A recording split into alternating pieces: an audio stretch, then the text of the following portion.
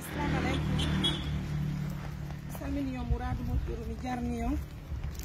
Comme vous le constatez, avec Madame Salimatou Wontiram de France, nous avons organisé ici la catégorie. On va se dépêcher.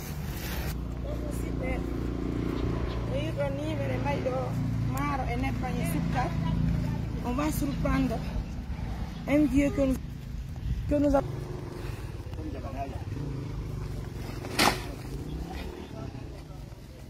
Super. Suivez-nous, on va surprendre le vieux. Ouais.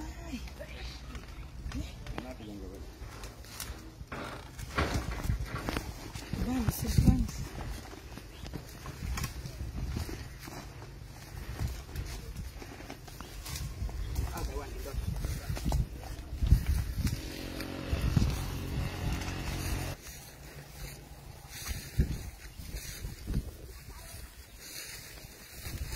Dimanche.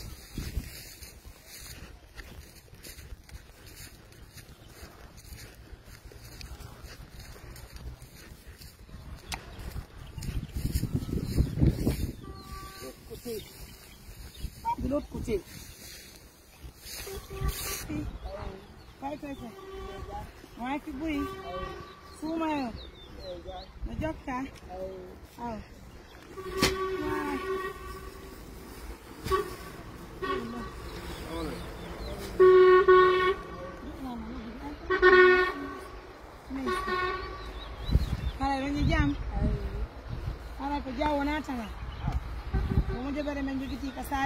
Assistance financière ko miskina e jiddi Allah bi ara non ko madame Salimatu Wontiram ben pari woni ko adani min sunna kati kono kay non men ni men ar men dara ka keseli naka himbe do hatto himbe ballal woni me hayni yondo e ngani ara do hatto ni ara o sukka e margo tan ne bande ara min ni men ar men jonna ni dira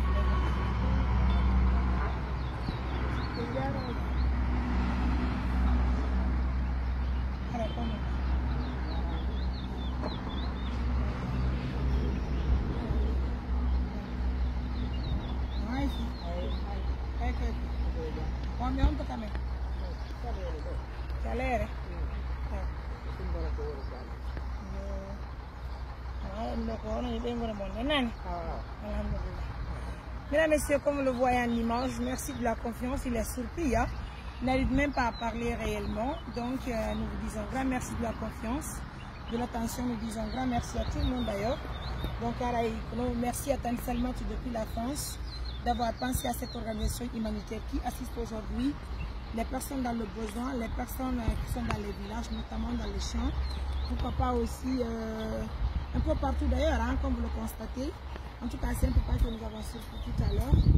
Comme vous l'avez constaté, il n'arrive même pas à parler de trop. Mais néanmoins, l'essentiel est qu'il est satisfait. Je pense que c'est l'essentiel. Alors, le petit cas.